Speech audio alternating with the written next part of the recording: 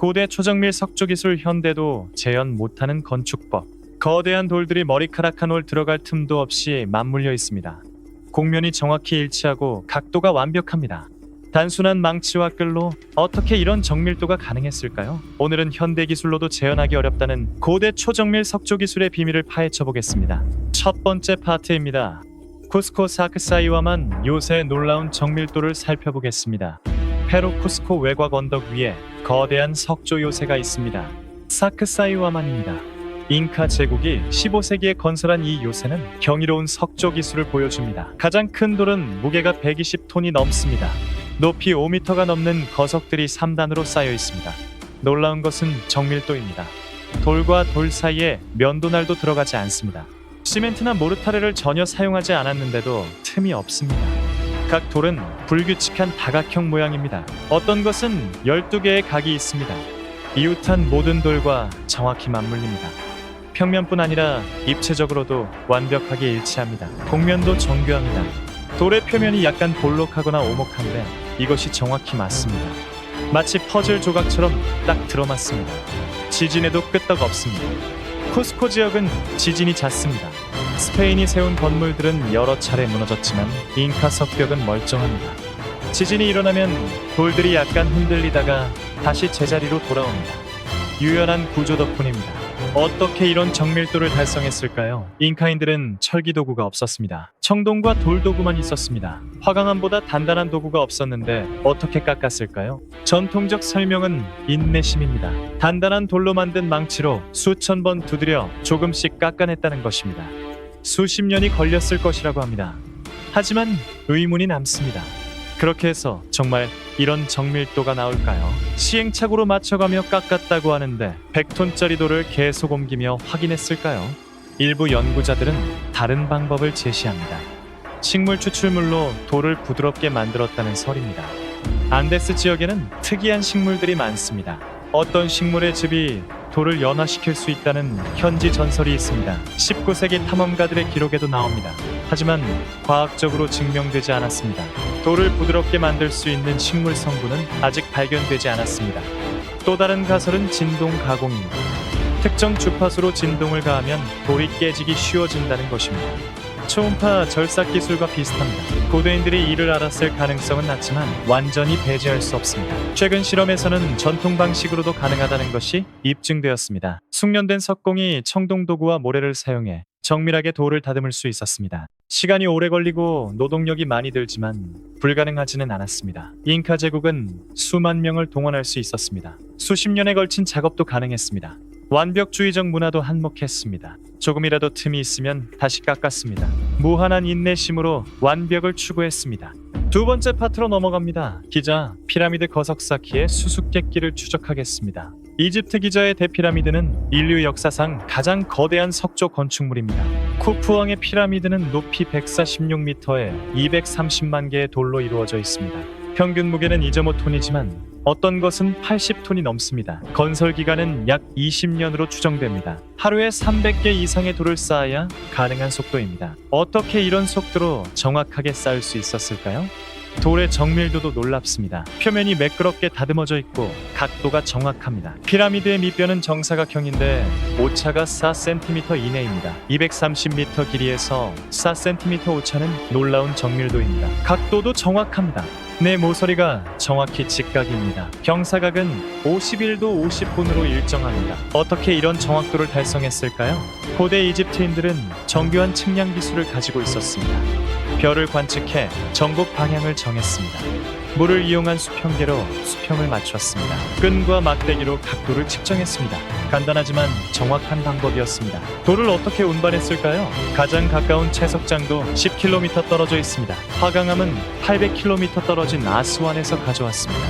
바퀴가 없었는데 어떻게 옮겼을까요? 전통적 설명은 썰매와 통나무입니다. 돌을 썰매에 싣고 통나무를 깔아 굴렸다는 것입니다. 앞에서 물을 뿌려 마찰을 줄였습니다. 최근 실험에서 이 방법이 실제로 효과적임이 증명되었습니다. 적절한 수분으로 모래를 축축하게 하면 마찰력이 절반으로 줄어듭니다. 높이 쌓는 방법도 논쟁거리입니다. 경사로를 만들어 끌어올렸다는 설이 유력합니다. 하지만 어떤 형태의 경사로였을까요? 직선 경사로를 만들려면 피라미드보다 더 많은 재료가 필요합니다. 나선형 경사로라는 설도 있습니다. 피라미드 외부를 돌며 올라가는 경사로입니다. 완성 후 제거되어 흔적이 없습니다. 내부 경사로 가설도 있습니다. 피라미드 내부에 터널 형태의 경사로를 만들었다는 것입니다. 외부에서는 보이지 않습니다. 프랑스 건축가 장 피에르 우댕이 제안한 이론입니다. 적외선 스캔으로 내부 구조를 분석한 결과 이상한 공간이 발견되었습니다. 하지만 확실하지 않습니다. 돌을 깎는 기술도 정교했습니다. 브리톱과 도르라이트 공이로 화강암을 잘랐습니다. 모래를 연마제로 사용했습니다. 느리지만 정확한 방법이었습니다. 왕의 방 천장에는 50톤짜리 화강암판이 있습니다. 표면이 거울처럼 매끄럽습니다. 어떻게 이런 표면을 만들었을까요? 수천 시간의 연마 작업이 필요했을 것입니다. 피라미드 건설은 기적이 아니라 조직과 기술의 산물입니다. 수만 명의 숙련 노동자가 동원되었습니다. 체계적인 관리와 물류가 있었습니다. 수십 년에 걸친 꾸준한 작업이었습니다. 세 번째 파트입니다. 바알베크 신전. 인간이 들 수 없는 거석의 비밀을 들여다보겠습니다. 레바논 바알베크에는 로마 시대 거대 신전 유적이 있습니다. 목성 신전과 바쿠스 신전이 유명하지만 진짜 미스터리는 기단부입니다. 신전 기초에는 엄청나게 큰 돌들이 깔려 있습니다. 트릴리톤이라 불리는 세 개의 거석은 각각 무게가 1000톤에 가깝습니다. 길이 19m, 높이 4m, 폭 3m입니다. 이 거대한 돌들이 지상 6m 높이에 정확히 배치되어 있습니다. 돌과 돌 사이에는 종이 한 장 들어갈 틈이 없습니다. 더 놀라운 것은 채석장에 남아있는 돌입니다. 남쪽 돌이라 불리는 이것은 무게가 1200톤으로 추정됩니다. 완전히 깎여져 있지만 채석장에서 분리되지 않았습니다. 최근 발견된 또 다른 돌은 1600톤이 넘을 것으로 보입니다. 인류 역사상 가장 큰 가공석입니다. 로마인들이 이 돌을 만들었다고 전해지지만 의문이 많습니다. 로마 시대 기술로 이런 거석을 다룰 수 있었을까요? 로마의 크레인은 최대 60톤까지 들어올릴 수 있었습니다. 1000톤은 불가능합니다. 일부 학자들은 더 오래된 구조물이라고 주장합니다. 페니키아인이나 그 이전 문명이 만들었다는 것입니다. 로마인들은 그 위에 신전을 지었을 뿐이라는 설입니다. 어떻게 운반했을까요? 채석장에서 신전까지 800m입니다. 경사진 길을 따라 올라가야 합니다. 수천 명이 끌었다고 해도 움직일 수 있을까요? 마찰력을 계산하면 사람의 힘만으로는 불가능합니다. 지렛대와 롤러를 사용했을 것입니다. 하지만 구체적 방법은 불명확합니다. 어떻게 들어올렸을까요? 6m 높이에 배치하려면 엄청난 장치가 필요합니다. 경사로를 만들었을까요? 하지만 1000톤을 지탱할 경사로를 만들려면 얼마나 큰 구조물이 필요할까요? 일부는 음향부양 가설을 제시합니다. 특정 주파수의 소리로 돌을 띄웠다는 것입니다. 티베트 승려들이 소리로 돌을 옮겼다는 전설과 연결됩니다. 하지만 과학적 근거는 없습니다. 음파로 그런 무게를 들어올릴 수 없습니다. 현실적 설명은 시간과 노동력입니다. 수십 년에 걸쳐 수만 명이 동원되었다면 가능할 수 있습니다. 천천히 조금씩 움직이고 들어올렸을 것입니다. 하지만 왜 이렇게 큰 돌을 사용했을까요? 작은 돌 여러 개로도 같은 효과를 낼 수 있습니다. 어쩌면 과시였을지 모릅니다. 기술력을 보여주고 권위를 세우려는 의도였습니다. 또는 실용적 이유가 있었을 수 있습니다. 큰 돌은 지진에 강합니다. 작은 돌들은 흔들리고 무너지지만 거석은 견딥니다. 바알베크는 지진지대입니다. 안정성을 위해 거석을 선택했을 수 있습니다. 바알베크의 거석은 여전히 완전히 설명되지 않습니다. 현대 크레인으로도 옮기기 어려운 무게입니다. 고대인들의 기술과 의지를 보여주는 증거입니다. 네 번째 파트로 들어갑니다. 올란타이탄보 물과 하나 된 돌의 신비를 파헤쳐 보겠습니다. 페루 성스러운 계곡에 있는 올란타이탄보 유적. 잉카의 요새이자 신전이었던 이곳에는 놀라운 석조 기술이 남아 있습니다. 태양 신전의 벽은 6개의 거대한 화강암 판으로 이루어져 있습니다. 각 판은 높이 4m에 무게 50톤입니다. 정밀하게 맞물려 있고 표면이 매끄럽습니다. 문제는 이 돌들이 어디서 왔느냐입니다. 가장 가까운 화강암 채석장은 계곡 건너편 산 위에 있습니다. 직선거리로 6km입니다. 하지만 가는 길은 험합니다.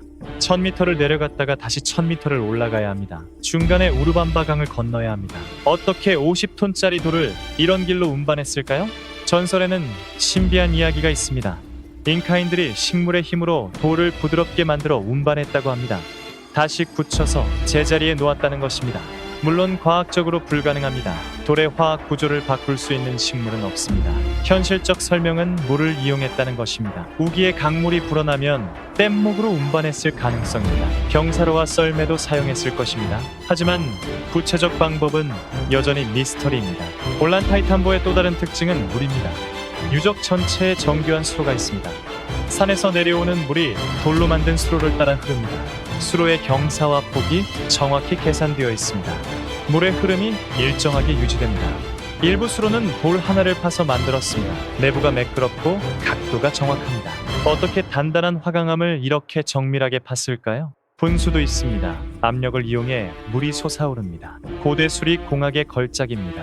신전 벽의 돌에는 이상한 돌기가 있습니다. 각 돌마다 작은 혹 같은 것이 튀어나와 있습니다. 용도가 불분명합니다. 장식일까요? 기능적 목적이 있을까요? 한 가설은 운반용 손잡이입니다. 밧줄을 걸어 돌을 옮기는 데 사용했다는 것입니다. 작업 후 제거하려 했지만 너무 단단해 남겨뒀다는 설명입니다. 또 다른 가설은 미완성입니다.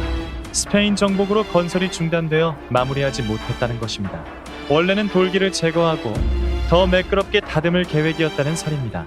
올란타이탄보에는 또 다른 미스터리가 있습니다. 벽면에 새겨진 얼굴 모양입니다. 자연스러운 풍화일까요? 의도적 조각일까요? 어떤 각도에서 보면 인간 얼굴처럼 보입니다. 우연일 수도 있지만 일부는 의미를 부여합니다. 올란타이탄보는 스페인 정복 당시 마지막 저항지였습니다. 잉카 황제 망코가 이곳에서 스페인군을 물리쳤습니다. 요새의 견고함 덕분이었습니다. 정밀한 석조 기술이 실전에서 효과를 발휘한 것입니다. 다섯 번째 파트입니다. 동아시아 석조 기술, 다른 방식의 완벽함을 분석하겠습니다. 서양의 초정밀 석조가 거석과 틈없는 맞춤이라면 동아시아는 다른 접근을 했습니다. 한국, 일본, 중국의 석조 기술은 또 다른 완벽함을 보여줍니다. 한국 석굴암은 화강암으로 만든 인공 석굴입니다. 8세기 신라 시대 건축물입니다. 돔천장이 정교하게 조립되어 있습니다. 각 돌이 정확한 각도로 배치되어 자중으로 지탱됩니다. 시멘트 없이 1000년 넘게 무너지지 않았습니다. 환기와 습도 조절도 완벽합니다. 자연스럽게 공기가 순환되어 습기가 차지 않습니다. 현대 보건공사에서 콘크리트를 사용했더니 오히려 습기 문제가 생겼습니다. 고대 기술이 현대 기술보다 우수했던 것입니다. 일본 오사카성과 에도성의 석벽도 놀랍습니다. 거대한 돌들이 정교하게 쌓여 있습니다. 곡선 석벽이 아름답고 견고합니다. 각 돌의 면을 정밀하게 깎아 맞췄습니다. 일본 석공들은 돌의 성질을 이해했습니다. 어느 방향으로 쪼개지는지, 어느 부분이 약한지 알았습니다. 최소한의 가공으로 최대 효과를 냈습니다. 중국 만리장성도 거대한 석조 구조물입니다. 수천 킬로미터에 걸쳐 산을 따라 이어집니다. 돌과 벽돌을 정교하게 쌓았습니다. 찹쌀과 석회를 섞은 모르타르를 사용했습니다. 이 모르타르는 현대 시멘트보다 강합니다. 화학 분석 결과 유기물과 무기물의 완벽한 조합이었습니다. 베이징 자금성의 석재 가공도 정교합니다. 대리석 난간과 계단이 정밀하게 조각되어 있습니다. 용과 구름 무늬가 섬세하게 새겨져 있습니다. 단단한 돌에 이런 세밀한 조각을 하려면 뛰어난 기술이 필요합니다. 동아시아 석조의 특징은 자연과의 조화입니다. 돌의 자연스러운 형태를 살립니다. 무리하게 다듬지 않고 본래 모습을 존중합니다. 서양이 돌을 정복하려 했다면 동양은 돌과 협력했습니다. 또 다른 특징은 목재와의 결합입니다. 석재 기단 위에 목조 건물을 올립니다. 각 재료의 장점을 살립니다. 돌은 안정성을, 목재는 유연성을 제공합니다. 불국사 석탑은 화강암으로 만든 걸작입니다. 8세기 건축물인데 아직도 완벽한 형태를 유지합니다. 각 부재가 정확히 맞물립니다. 무게 중심이 완벽하게 계산되어 있습니다. 지진에도 무너지지 않았습니다. 동아시아 석공들은 수학적 원리를 이해했습니다. 비례와 대칭 균형을 계산했습니다. 황금 비율을 사용한 흔적도 있습니다. 아름다움과 안정성을 동시에 추구했습니다. 여섯 번째 파트입니다. 현대 과학이 밝혀낸 고대 기술의 원리를 추적하겠습니다. 초정밀 석조 기술을 현대 과학으로 분석한 결과 놀라운 사실들이 밝혀졌습니다. 첫째는 도구와 재료입니다. 고대인들이 사용한 것으로 실험한 결과 충분히 가능함이 입증되었습니다. 청동톱과 모래로 화강암을 자를 수 있습니다. 느리지만 가능합니다. 시간당 1cm 정도 진행됩니다. 수백 시간이 걸리지만 불가능하지 않습니다. 도르라이트 공유로 두드리면 화강암이 깨집니다. 정확한 위치를 반복해서 치면 원하는 모양을 만들 수 있습니다. 숙련된 석공은 돌의 결을 읽습니다. 어디를 치면 어떻게 깨질지 압니다. 경험과 감각으로 정밀하게 가공합니다. 둘째는 측정과 설계입니다. 고대인들은 정교한 측정 도구를 가지고 있었습니다. 이집트의 큐빗 자는 오차가 밀리미터 이내입니다. 수평계와 수직계 각도기가 있었습니다. 간단하지만 정확한 도구들이었습니다. 설계도 체계적이었습니다. 축소 모형을 만들어 검토했습니다. 비례를 계산하고 구조를 분석했습니다. 수학적 지식이 뒷받침되었습니다. 셋째는 조직과 관리입니다. 대규모 석조 공사는 수천 명의 협력이 필요합니다. 체계적인 관리 시스템이 있어야 합니다. 고대 사회는 이를 갖추고 있었습니다. 이집트 파피루스에는 피라미드 건설 일정표가 남아 있습니다. 인력 배치, 식량 공급 도구 관리가 기록되어 있습니다. 현대 프로젝트 관리와 비슷합니다. 잉카 제국도 키프라는 기록 시스템을 사용했습니다. 매듭으로 수량과 일정을 기록했습니다. 효율적인 관리가 가능했습니다. 넷째는 시간과 인내심입니다. 현대인은 빠른 결과를 원합니다. 하지만 고대인들은 시간 개념이 달랐습니다. 한 세대에서 완성하지 못하면 다음 세대가 이어갔습니다. 수십 년, 수백 년에 걸친 프로젝트도 가능했습니다. 사크사이와만 요새는 70년 이상 건설되었습니다. 3세대가 참여했습니다. 완벽을 추구하는 문화였습니다. 다섯째는 인력 동원입니다. 노예가 아니라 조직된 노동력이었습니다. 최근 연구는 피라미드 건설자들이 전문 기술자였음을 보여줍니다. 급여를 받고 의료 혜택도 있었습니다. 숙련공과 미숙련공으로 구분되었습니다. 각자 역할이 있었습니다. 수만 명이 협력하면 놀라운 일을 해낼 수 있습니다. 여섯째는 경험의 축적입니다. 수백 년간 돌을 다루며 기술이 발전했습니다. 시행착오를 거쳐 최적의 방법을 찾았습니다. 지식이 대대로 전수되었습니다. 마스터 석공이 제자를 가르쳤습니다. 구전과 실습으로 기술이 이어졌습니다. 일곱째는 물리학적 원리의 이해입니다. 고대인들은 정식 교육을 받지 않았지만 직관적으로 물리를 이해했습니다. 지렛대의 원리, 마찰력 무게중심을 알았습니다. 실험과 경험으로 터득했습니다. 아르키메데스 이전에도 지렛대를 사용했습니다. 현대 재현 실험들이 이를 증명합니다. 전통 도구와 방법으로 고대 기술을 재현할 수 있었습니다. 시간이 오래 걸리고 힘들지만 불가능하지 않습니다. 초자연적 힘이나 외계 기술이 필요하지 않습니다. 인간의 지혜와 노력으로 충분합니다. 일곱 번째 파트입니다. 잃어버린 기술 왜 전승되지 못한 날을 성찰하겠습니다. 놀라운 석조 기술이 왜 사라졌을까요? 중세나 근대에는 이런 수준의 작업이 없었습니다. 여러 이유가 있습니다. 첫째는 문명의 단절입니다. 잉카 제국은 스페인 정복으로 파괴되었습니다. 석공들이 살해되거나 노예가 되었습니다. 기술 전승이 끊어졌습니다. 이집트도 마찬가지입니다. 왕조가 무너지고 외세가 지배하면서 전통이 사라졌습니다. 그리스 로마 시대에는 이미 피라미드 건설법을 몰랐습니다. 둘째는 필요성의 소멸입니다. 거대 석조 건축물은 왕권의 상징이었습니다. 신을 섬기고 권력을 과시하는 수단이었습니다. 사회가 변하면서 이런 건축물이 필요 없어졌습니다. 중세 유럽은 성당을 지었지만 방식이 달랐습니다. 작은 돌과 아치 구조를 사용했습니다. 거석 기술은 불필요했습니다. 셋째는 경제적 이유입니다. 초정밀 석조는 엄청난 비용이 듭니다. 수만 명을 수십 년 동원해야 합니다. 고대 제국만이 감당할 수 있었습니다.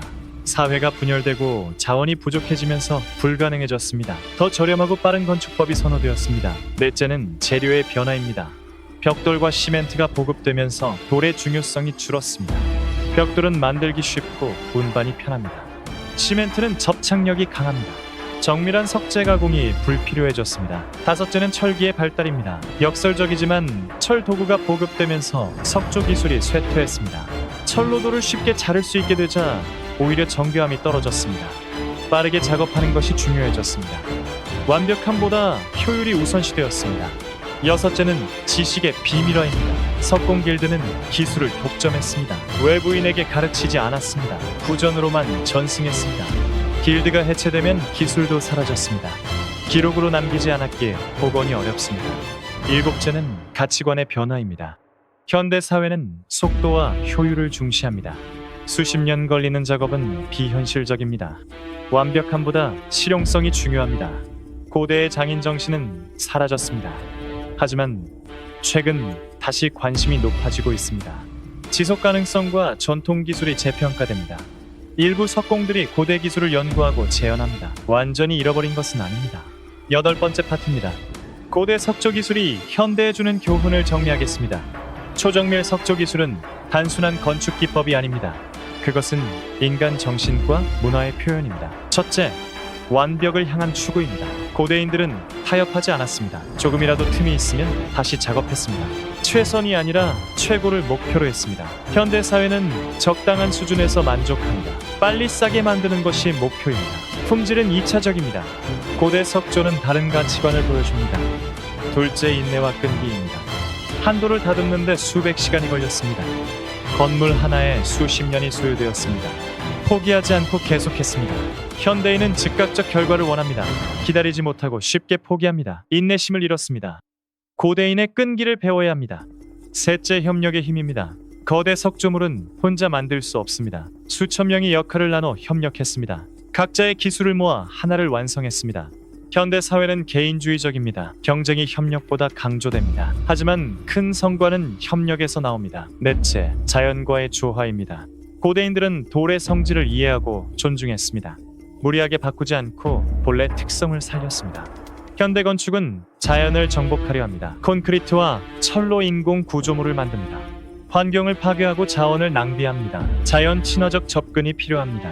다섯째, 지속 가능성입니다. 고대 석조물은 수천 년을 견딥니다. 현대 건물은 수십 년이면 낡습니다.